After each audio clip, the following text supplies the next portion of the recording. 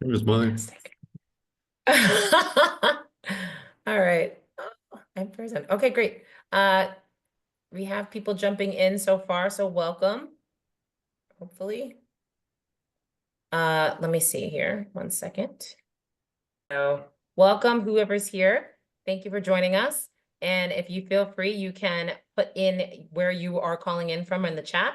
Feel free to share this as well with your folks that are in your regions, or you think this talk will be valuable. We have an amazing panel, so we'll just be on in just one moment. Joining from Portland, Melissa Boatwright. Nice. I don't know Melissa. Oh, I'm not muted, am I? Should I mute myself? Yeah, no, that's okay. Okay. But no, now. So now I need to look up Melissa Boatwright. Melissa, I'm in Portland as well. Nice. And I'm going to feel like a real tool if we've actually met. But she said, I don't know you either. Yeah. Sounds like, yes, it does sound like a good one-to-one.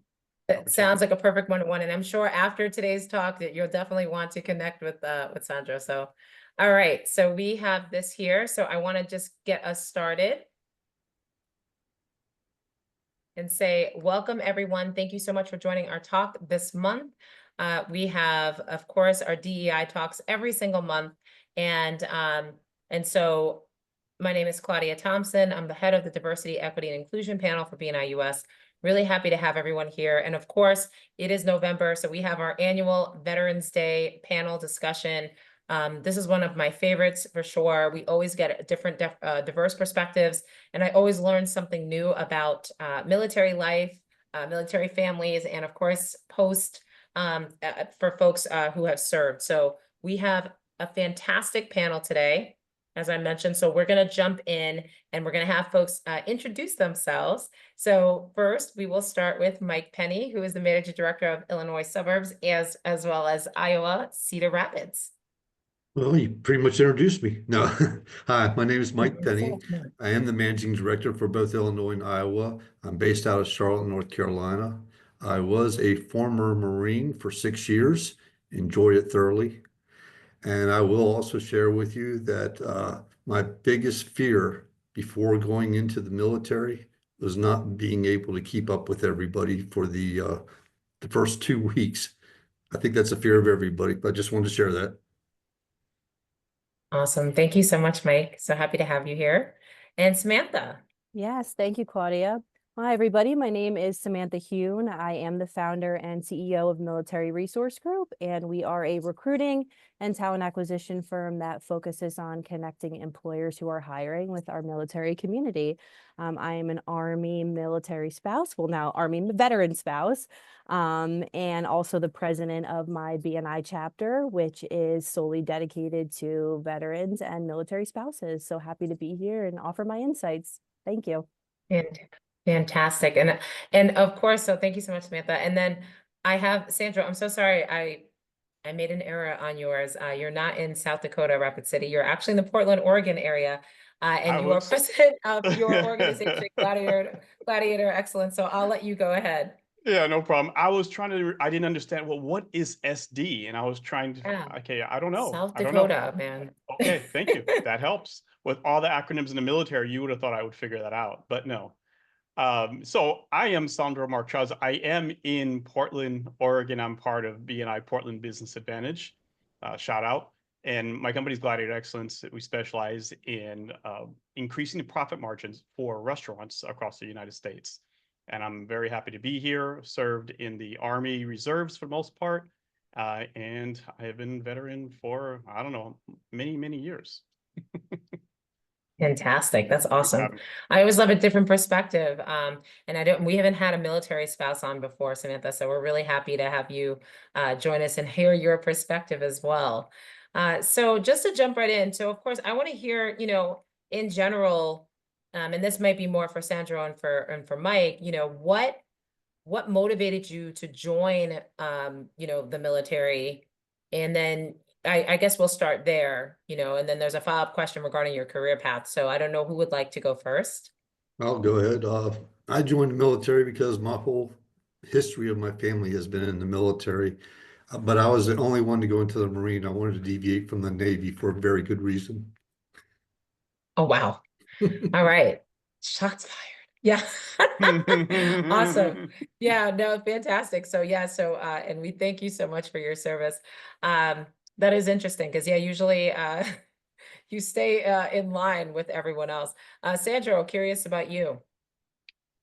Well, kind of the opposite. My family was not in the military. None of them were in the military. In fact, they were trying to keep me out. They didn't want me to join. And I was 17 when I went in. And at 17, you have to get your mom to sign for you. So my first successful how I started my sales career is I sold my mom on allowing me to join the military when I was someone who was very sick all the time and I was an asthmatic. So I did really good. I did really good right out the bat. So really, that leads into why I joined. My brother had been going to see a friend of his for a while. He just said, "Yeah, I'm going out with my friend." But we didn't know anybody that had a car. But this friend had a car with a funny license plate that had a G on it. Didn't know what that was. But I started doing some snooping and went under the bed. And under my brother's bed, it was like I don't know, it was like a black hole. But I found some army pamphlets. And I said, Fred, when you go next time, I want you to take me with you. He said, "Please don't tell mom." Anyway, we didn't have money for college, none of that. And I know we needed that. There's 4 boys. I was the second. But the thing that really pushed me was that I had gotten lazy in school. I was sick a lot, missed a lot of school, but yet I was still passing my classes and I was bored all the time. And I realized that I wasn't operating at my full potential. And I know at least Michael, Samantha and Claudia, you might be too young to remember the slogan, but Michael will know this.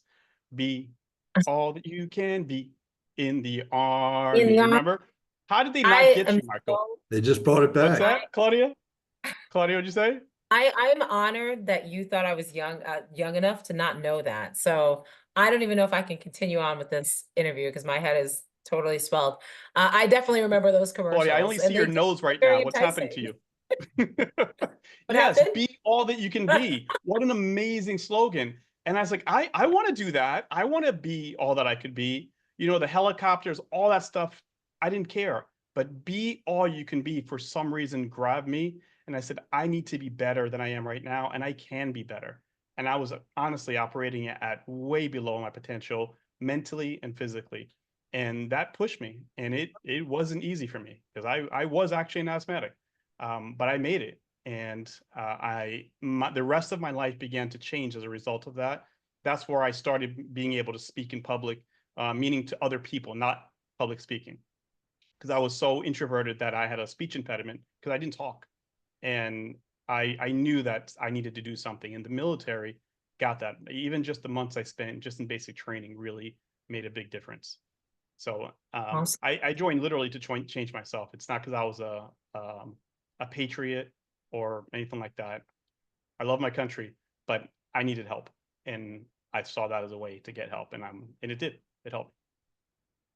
That's so interesting. I love that answer because we've asked folks on this panel before, and people will say pay for school, which it sounds like there was some of that, like there was no money for college, but or family members in the past. I know I actually come from a long line of veterans on my dad's side, even though both my parents, I'm first generation American, and it was really a way to get citizenship quicker, I believe, in the 70s. And so all of my uncles, except my dad, have been in every branch of the military. So I have been on all kinds of bases all around the world. Wow. So it's definitely a different perspective, I'd say for sure. And Sandra, just quickly, like what career did you have? Like the career path did you see for yourself then? At that time, like what did you do in the military?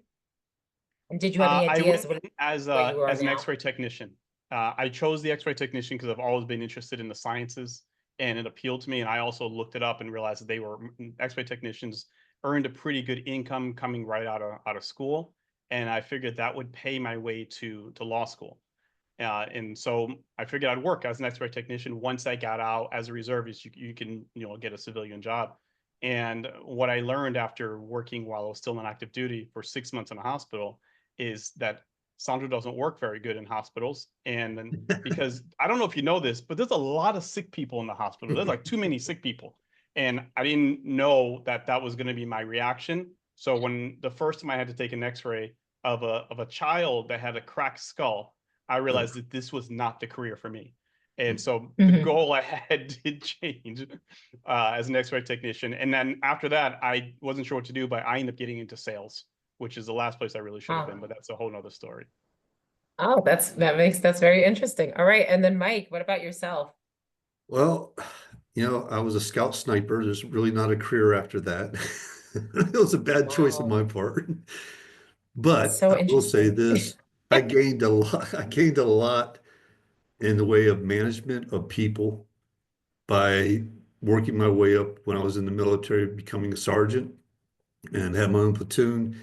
So I gained a lot of experience in that. That helped me when I stepped into civilian life in management and understanding people and how to work with them.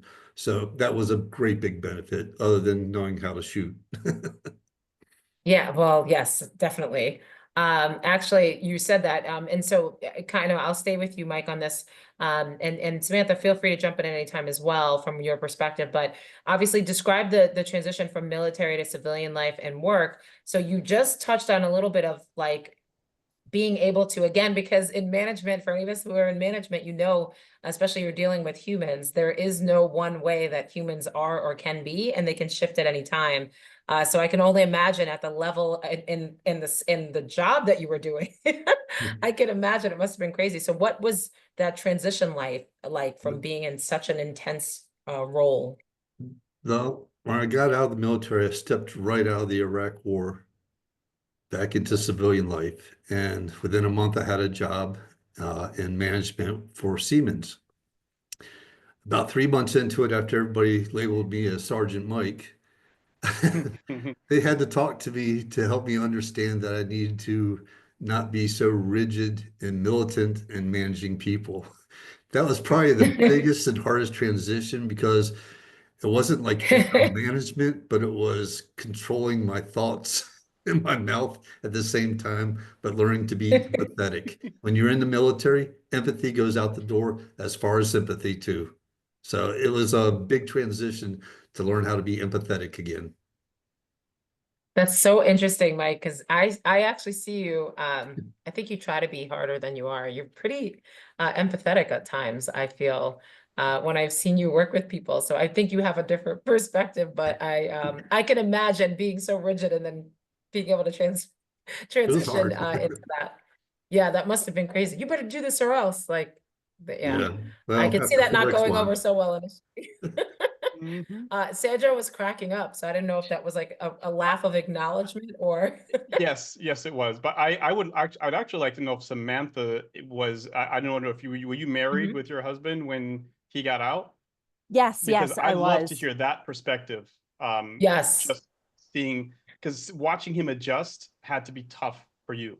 I'm really Yeah. curious to know what that was like. Absolutely. And I appreciate you asking. Yeah. So I was there with him through that transitional phase. And, some of the key challenges that I feel like he faced, and also key challenges that I see a lot of my transitioning service members face, coming out and looking for a job, is you have such a strong military identity when you're in. And sometimes when you're transitioning out, you kind of shift from this like mission focused mindset to a more profit focused mindset. And you feel like you are the military. So it is really hard to come out and differentiate, military life to civilian life. Yeah, I'll leave it at that. I'll add one other part that made it really hard in the transition was being able to have, and this sounds really weird, but being able to have normal relationships with people. Yep.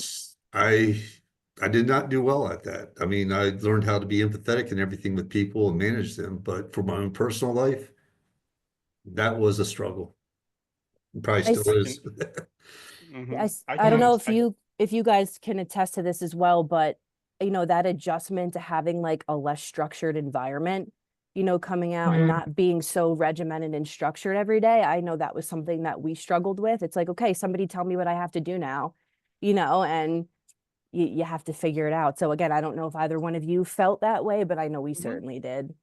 Oh, it makes sense because even though you learn, You learn a certain amount of independence. The truth is you have your life kind of laid out for you when you're in the military. You know what to do, when to wake up, and everything's structured for you, which is great. But then when you get out and you have to structure it yourself, you're sort of waiting for that. Even if you're in a position of leadership, you still have a directive that comes to you that you give to other people. But as a civilian, you kind of just have to figure that out on your own, and it can be challenging trying to figure that out. I think for me, that's what made me. I'm a very structured person, and I like systems and formulas, and I'm a big fan of SOPs or standards of procedure. When you find one way that works, you do it that way, and you keep doing that way, and you can make some minor tweaks, but then you don't have to reinvent the wheel. I've done that with my business. I did that. I didn't do that personally with my chapter. I did, but I learned from people better than me, like John Rivers.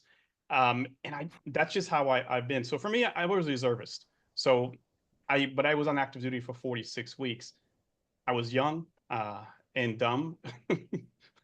I'm not one of those things right now. I'll let you figure out which one it is. But when I got out, I kind of just operated the same way, and it didn't go over well. I already was not good with people. I really wasn't. Claudia, you and I have met in person. I know it seems weird, but I really wasn't good with people. And when I got out, Mike, to what you said, I had more trouble adjusting to people than before. But part of my personality that did change is that I was able to, when I gave direction, I eventually became a sales trainer. And I heard that you said they were calling you Sergeant Mike. Mhm. Well, I got a little something on you because they used to call me the general. So I outrank you in this particular ways, but yeah, I earned a nickname, the General, because I would say, hey, this is the way it's done. Don't do it that way. And that's just how I was. But over time, I learned that you have to give a little leeway. And okay, that's fine. I guess I'll make the adjustment. And I experienced a little stress because of that, which is how I lost my hair. But okay, that's all I have to say about that. Wow. Wow, that's good to know now, that mystery. Speaking of myths, what are some of those myths that you think that currently that people have about those in the military, or people who are no longer in the military? And you said, and it's interesting because do you both, I mean, do any of you feel like people automatically sort of pigeonhole you or stereotype you as like, I can't even talk to this person because they're going to be hard, like they come from the military? Did you feel like you had any of that, or what other myths would you can you share with us? Samantha unmuted, so I'll let her go first. Yeah, so I was going to say, I actually feel the exact opposite of that. Being in the recruiting and talent acquisition space, you want to say, I'm a veteran, or I'm a military spouse, because there's so much good stuff that comes behind that. Your military experience is so highly valued, and those leadership skills transfer so well to the civilian world. Think about all the technical training that you've gone through and how extensive that is, and veterans just succeed in so many industries overall, and they bring so much to the table. I think about my husband, and I'm only bringing him up because he is the veteran, coming out of the military and everything that he learned, leadership, discipline, so on and so forth. And, here he is a couple years later, owning 3 businesses because of what he learned and how hard he pushed. I think there's this adaptability piece to new environments that is unmatched. You have those strong problem solving skills, you know how to work amongst diverse teams, leadership, how to work under pressure, strong work ethic. I could go on for days. But, I think it's opposite for me. So. Oh, interesting. Interesting. I love that. Sandro, were you going to say something? I can't say that I experienced anything as far as people thinking that I would be one way or another coming out of the military. And I don't really know any myths about those serving. So this one, I'm not able to give you too much feedback on, Claudia. Maybe Mike has something? No, that's okay. I thought you unmuted. No, so I don't know if Mike had something. Miss, not really. I mean, sometimes we get pigeonholed into what we did in the military as to just people focus on those questions. But no, pretty much, I always got a good response from everybody when they heard I was in the military. Always thankful. Yeah, no, I think so too. And it's not even stereotypes. I would agree with you as well. I mean, I'll be vulnerable here and share, even though I had my uncles, my cousins in the military, I think at times if I had someone that I was going to report to that I knew was a veteran, I thought they might be a bit of a harder person initially. I think I would be like, oh, are they gonna like my flavor of style of work or management? Will they have compassion or empathy? So it's not always the case, but I think that that's something for myself that was shattered a while ago, because I actually found that they were really great. I really appreciated the the regimented structure. You know, so it doesn't matter. No one is a monolith, right? People can look at me and make assumptions about how I am or how I'll be. And so that's what I think I've pushed that aside too. So that's good to know that none of you have faced those or have any of those. So what are some ideas or Claudia, suggestions? sorry, Yes. I'm when you were talking, I'm really sorry to cut you off. I was Sure. feeling you when you were talking, and because I have two uncles, one in the military, one is, and my family's from Haiti, one is in Haitian military, the other one's American military. And I was thinking, I forgot, I actually do have family. And I think maybe when you have family members, they're different. Because when I think about those uncles, if I never connected them to other people that were in the military, but they were so hard, you know, like, you know, I think, you know, if you had uncles, especially that they're just kind of hard, and you do this. I don't care if you don't like V8, you're drinking the V8 because I put it in front of you and you're going to drink it. Stop crying, Sandro. Sandro, stop crying. Give me some push-ups. I mean, and so that becomes an expectation. This is a true story. I'm reliving this trauma. Okay. To this day, I can't Well, stand the sign that about wasn't the V8. intention. That wasn't the Yeah. intention. But it was like, you know, you know, and they're Latin too. My Latin uncles, you know, like there was a lot from culture, but there was also that difference of the way my cousins were raised compared to some of our other family Yeah. members. So, Yeah. you know, my dad he was one of 7 boys, and then they had 3 sisters. So, it was very interesting, but I would agree with you, and that they were just not hard, but there was still love, but there was just like, this is the way things are going to go, at least from that perspective.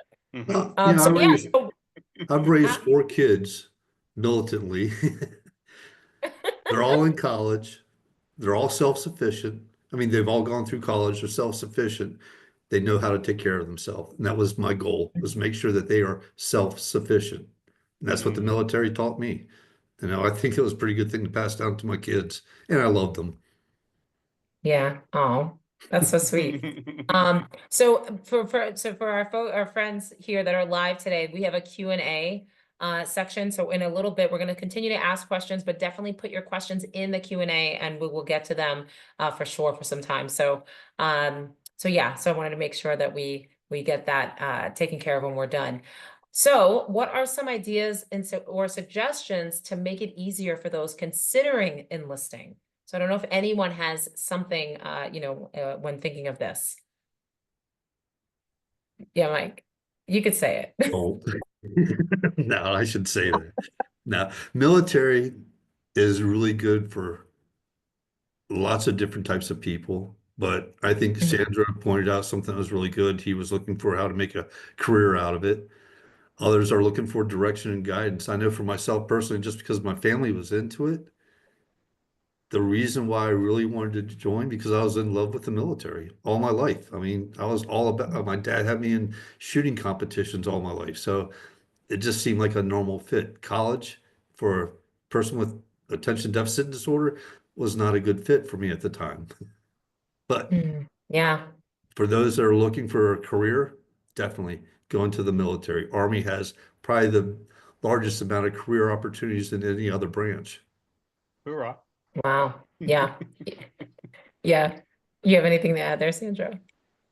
Sure. You know, I didn't think I did until Mike started talking. And I think the first thing, I don't know if anybody heard the first thing out of your mouth was, because you were laughing. Said don't. Oh, don't? He said Yeah, don't. he said don't. What's your suggestions? Don't. Okay, so I'll piggyback on that. Don't join because someone else thinks it's a good idea. If I had to give advice to anyone, I would say do not do it because somebody else thinks that the military would be good for you. You really have to, I mean, you hear all kinds of stories about the recruiter talking someone into things, but nowadays we have so much information at our fingertips. Back in the day, you couldn't just look up, hey, what is military life really like? You say, what the hell with that? I ain't doing that. I mean, you can look up stuff and find out what is it really like. You can get on forums and talk to veterans or people that are existing in the military. So do your own research. And for me, it made a difference. That when I went in, I didn't think I was going to necessarily make a career out of it. I didn't know, but I know I needed to do something to change me. So if you're feeling like you haven't been challenged in life, or you know that you're operating below your potential and you're at that age and you just need a kick in the pants, that will do it for you. If you really need a big kick in the pants, you join the Marines. And yeah, because yeah, Mike, am I wrong? Am I wrong? Like, if No. you know that you got some habits about you that just aren't good, and you know you need to straighten out, and maybe things are really bad, maybe you're in the wrong crowd, and you want to be challenged and humbled, you join the Marines. They'll make you cry. Yeah, yep. So for me, I think that's a good piece of advice. Do your research, have a real reason for doing it, and don't let anybody push you into it, because you will be miserable. It is not an easy contract. life. Yeah, and you know, I went I enlisted as a reservist, so I had the option of going full-time afterward. I chose not to do it. So if you're thinking about it, reserves is not a bad idea. But even for the time, my active duty time was long because of my training. But even for that time, you have to be able to submit and go, hey, someone else is going to tell me what to do, and I just have to do it. And if you think you're going to be resisting that, that's going to be a long, hard road for you. If you go in, you accept that that's their job. And if you don't succumb to that, you'll have a difficult time and you won't grow. You just won't. You'll come out, you come out being slightly better than you went in, but just submit and say, okay, I'm here for you guys to mold me. Chisel. But nothing, a sword doesn't get sharp by going against a pillow. It's going to be going against something pretty rough before it gets sharp. And you just need to know that they're grinding you and they're making you better than you were. Wow, that's amazing. Yeah, no, that's really good feedback. And I mean, I remember growing up, because I'm older than I look, Sandro. And I remember a lot of kids that were considering going into the military. I mean, I was in JROTC, so I remember, and I was platoon leader, Mike, be proud of me. But I was, you know, staff sergeant, I was platoon leader. And I remember specifically, you know, like some kids actually going into the service, right? Because they didn't see outlets for themselves. Again, they wanted money for school. And I think that they really thought through it. For me, it was like college is the next step, because that's what everyone in my family does. But so I find that people, especially now, though, I feel like people don't necessarily have to join the military. And not as much, there's not as much of a yearning to do so. And I find that so noble if they make that choice at this time. So yeah. So this is DEI, of course. And so I'm curious, and I always love hearing the responses to this, and I'd like to hear from everybody if possible, but in what ways did diversity specifically play a role in your current outlook? That's current, Well, not currently. I'll just say that I was stationed in Africa, Germany, Egypt, Mediterranean. The first year of my life was a big culture shock, but it allowed me to understand different people's ways in life, their values from where they're from, their background, what have you, that all the different ethnicities that I dealt with, I learned to appreciate. I learned to understand how to communicate better with different people. So to me, I embraced it. It was a welcoming thing. For 6 years, I enjoyed it. Now, there were some people I didn't like, but it doesn't matter. But all in all, it was a great learning experience. I think it made me highly intelligent in that aspect. Now, Mike, I'm just curious. So where did you grow up? Let the people know, where did you grow up? I grew up in York, Pennsylvania, a scary place. I've been to York, Pennsylvania. And so would you say it was pretty homogenous, that the people were similar, demographic wise, and, you know, even down to religion, or do you feel like, so it wasn't as diverse before the military? It was not diverse at all. Where I lived at in Pennsylvania was probably 99% white. And I grew up like that until we moved to Columbia, Maryland. And it was a totally different atmosphere. Columbia is different, yeah. And I look back on living in York, Pennsylvania, I'm like, God, look how stupid we were. because we didn't do anything. We weren't involved with anything different. It was just us. So Mhm. it put us on the island. So when we got out and we moved down to Maryland, it was like all of a sudden this is the real world. Wow. Yeah, no, that's such a great, just a great point. Thank you. Samantha or Sandro? Yeah, go ahead, Yes, Samantha. so a lot of thought. So just kind of playing off, what I do professionally, I've been making a big push recently for a lot more employers to implement like ERGs into their, business model. What are we doing to bring more veterans and military spouses through our door, making more comprehensive, decision making, better leadership behind closed doors. And I think if people aren't exposed to that and they really don't understand what that means, they're not going to make a push for it. So you have to find people who are willing to advocate for our military, like myself, and make a really big push and make just companies better overall. So Yeah, I love that you talked about employee resource groups, which are ERGs, which focus on a specific group or demographic. And this is why I'm very passionate about doing this particular talk every year, because people don't think of veterans as a marginalized community.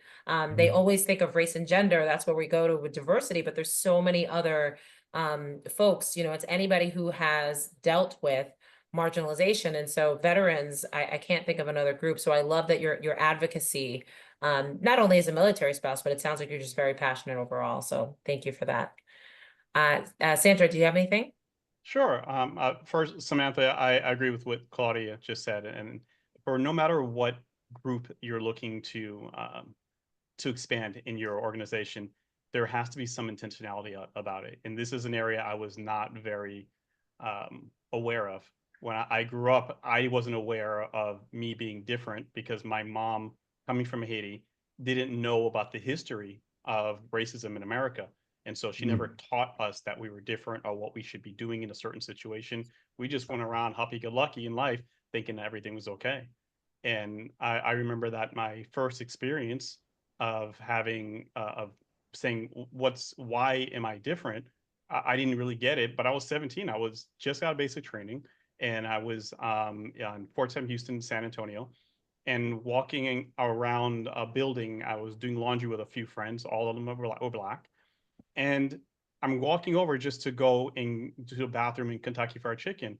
And I have a cop pulling behind me, tell me to stop, and then said, get on the walkie-talkie or CB radio, I guess CB radio.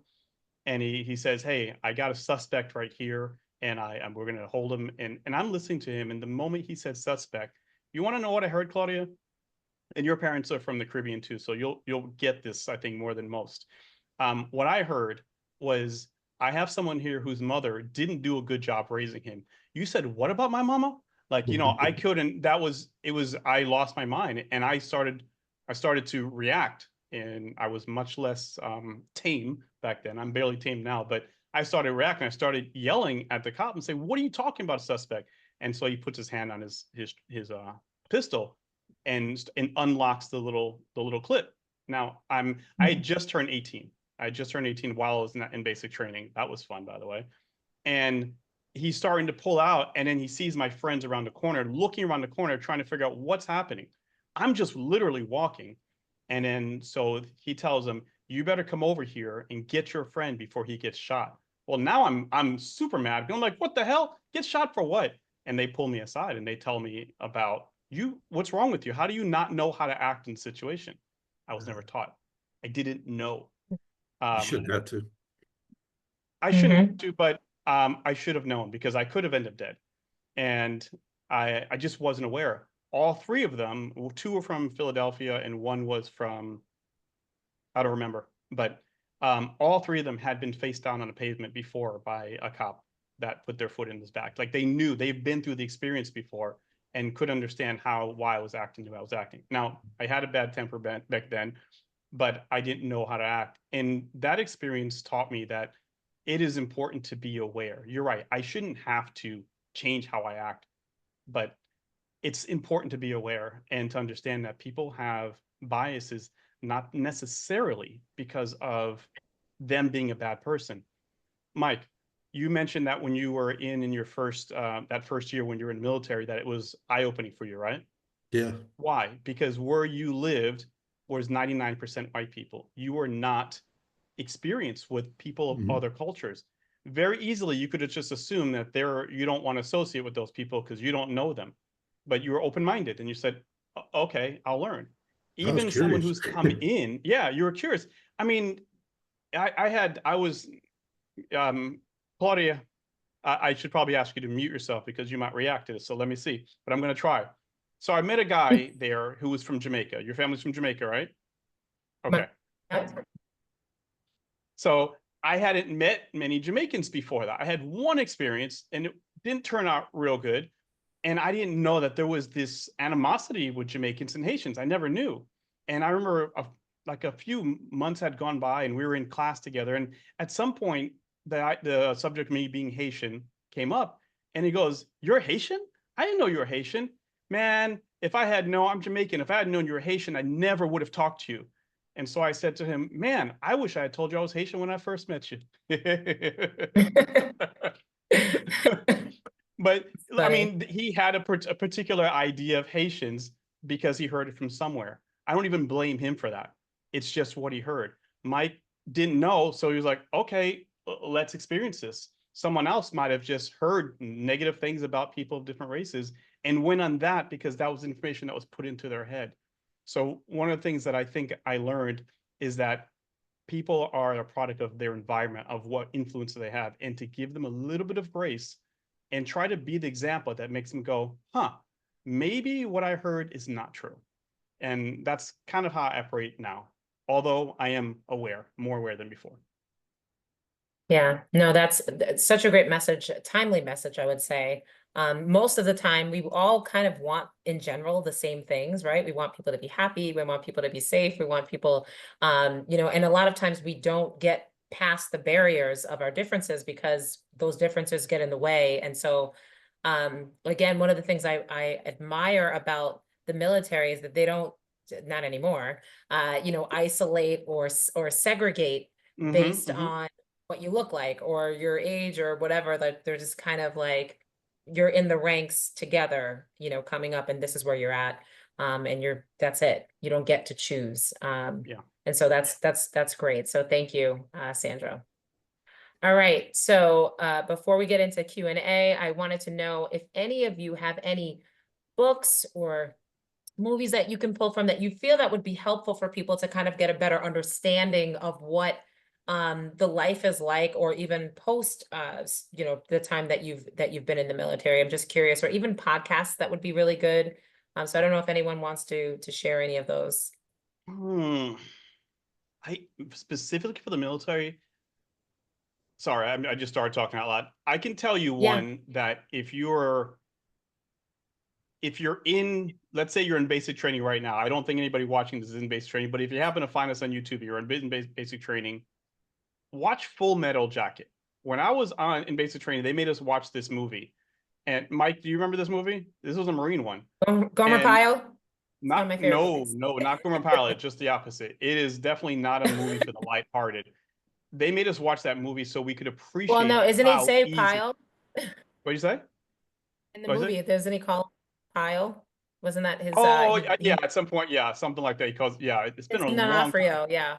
Oh my goodness! But they make you appreciate how nice your drill sergeants are, because that was back in a time where there was a lot less rules, and those drill sergeants were certifiable and very scary.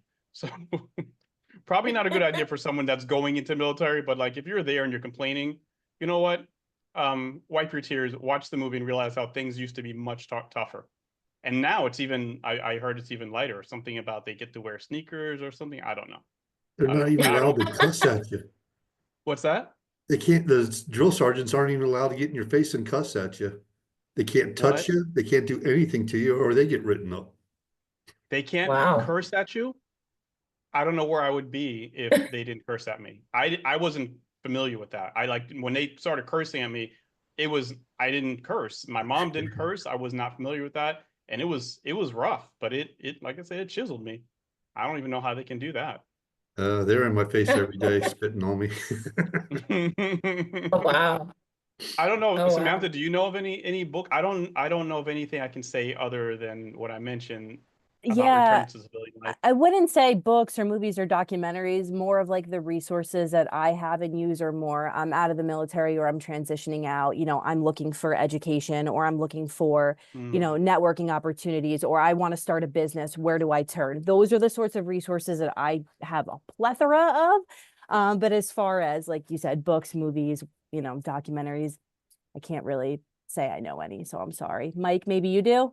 I'll tell you this, when I got thinking back now, reflecting when I got out, I mean, nowadays we have all these websites, podcasts and everything like that, but if I would have just had a group to go to transition from military to civilian, it probably would have saved me hundreds of thousands of dollars and a couple marriages. But with that said, I know that people coming out of the military, the biggest concern is how are they going to support themselves? That is the number one concern. And anything, and Samantha, this is right up your segue, is anything that can help them with government grants, working with the community, getting their foot in the door to support their own selves, or getting re-educated. That's the biggest deal. So sites like that, what Samantha's doing is the ideal situation for anybody coming out. Yeah, I agree. And I think Mike, I think that the military, from my understanding, is doing a better job at helping people transition to civilian life. Because Good. you're right, coming out, even the time I was in, which was not a long time, it was so stark different that it is hard to operate just normally.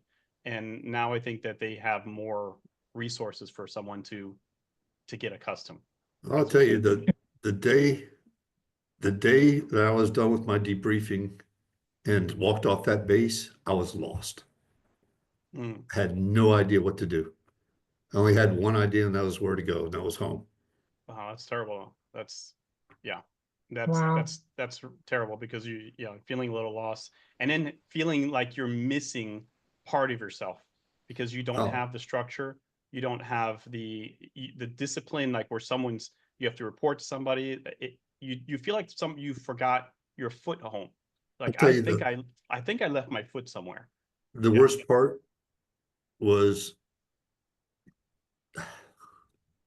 is leaving the family, because you develop a lot of people in the military. That for 6 years, that was my family. So that was probably the other hardest part too. Yeah, Yeah, and that's I can that's imagine. grief. Yeah. Yeah, I definitely, I saw Samantha. I have something to say too, but I saw Samantha also unmute. I don't know if she wanted to add something. No, I agree with you, Mike. I'm glad you brought that up, from a military spouse perspective too. I sometimes feel like social media glamorizes the life of a military spouse and, all the good stuff that comes along with it. But you have to remember all the friendships that we give up when we're, PCSing. You're somewhere for 6 months, you create a family, you create friendships, you create these dynamics, and then you up and leave and you feel like you have to start over. And there's so much that comes along with that as well. So I'm glad that you were being vulnerable and mentioned family, because it's definitely a crucial piece of the process. Yeah, thank you so much for your vulnerability, Mike. I mean, I think that was the thing that my cousins had, my one cousin in particular, she actually moved back to Panama with my aunt and uncle because she just kind of felt like she never was really settled somewhere. I think the bulk of the time she spent in Germany and in North Carolina, but she lived kind of all over. And I feel like maybe the unsettledness, and then when you come back, finally, her brother's in the military now, and he says the same thing of kind of, you come back and it's like the world kept going, everybody's lives kept going, and you come back and now you have to figure out where do you fit in and how do you fit in. So so I really appreciate all of you just sharing so much. So now I wanted to transition, and I know that we had a lot of people excited to ask questions, so I know we have one already at least. So if anyone else here that is here live has questions, feel free to ask. But certainly, again, ignore the SD Rapid City for Sandro. So Alana, our dear Alana, who's managing director in California, she says, do you feel that being in the military has helped you be flexible when things change around you? So we kind of touched on this briefly, but I don't know if anyone wants to add anything. Now, the Marines kind of teach you to make do with what you got whenever anything goes FUBAR. That means fouled up Mhm. beyond all recognition. That's a cleaned up way of saying it. But yeah, Oh, they thank teach God you to said be it that way. flexible on the fly. Yeah. Yeah, no, I bet. That's an important I'll- trait. I know. I was afraid Mike was going to give you the actual No. definition of FUBAR. Thank you for using the clean version. Yeah, no, this is a family show. Family show, PG-13, yes. PG-13, so it could have been. Yeah. Mike, in the Army, they had a different version of that, but it's the same thing, and it was adapt and overcome. And if I had to say, if I have a motto, I think that's probably my inner motto. I don't use it outside, but on the inside, it's adapt and overcome. Whatever life throws at me, okay, it's here, and now I need to adapt to it, and I need to overcome it. And that's definitely helped me in my career and in my life.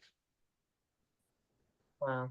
Yeah, that's adapt and overcome is something, as I do a lot of inner child work and always trying to tame the nervous system. That is something that you contend with, right? There's always just things happening.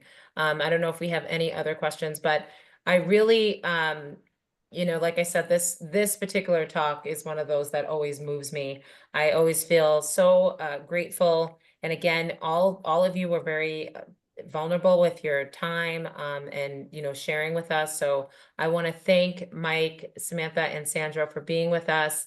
So thank you all so much for joining us. We are going to take a break with the DEI talks next month, but we're back on second Wednesday of every month. So the next one will be in January at 3 p.m. So for folks, you can look at your regional websites and it will be for Martin Luther King's birthday. So we will have a great new panel of folks, but thank you, each of you, for folks that have been just really moved by what you got from this call today. Definitely feel free to reach out to any of these folks for a one-to-one or ask any other questions. But until then, we will see you next in January. Thank you. Thank you for having us. Thank you, Claudia. guys. Nice talk to you guys. Bye, Thank you. Bye. Thank you.